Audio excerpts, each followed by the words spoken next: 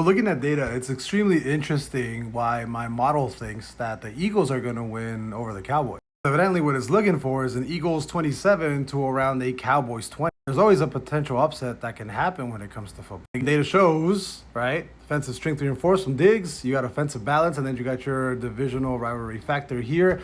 I'm not going to go too into it, right? But you guys can look at that, why the Cowboys could potentially upset on the Eagles today. Essentially, you are looking at the outcome to be somewhere close to these numbers, with Williams at 48, Sanders at 36 for the rushing yards, and then Barkley and Dillon on the Eagles side. And then you got Lamb and Smith with the receptions.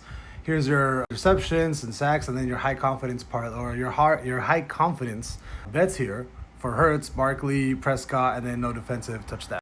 It just comes from GameChamp, right? The model, which is essentially the data that I pull from like 15, 20 different websites, right? It goes through a Python script, goes to a local database, and then it runs a bunch of custom calculations, and then it spits out things like this. But for today, it is looking for an Eagles win, 27-20. And the Cowboys come back and upset though? Potentially, yes. And then here would be your reasoning why. Personally, it's really hard for me to go against the model, as it has a tendency of being, I'd say 80 to 85% accurate most of the time. Not most of the time, every single time, right? So I would definitely not want to bet against the Eagles today, but the Cowboys can definitely 100% win. But anyways, that's the predictions on the model today.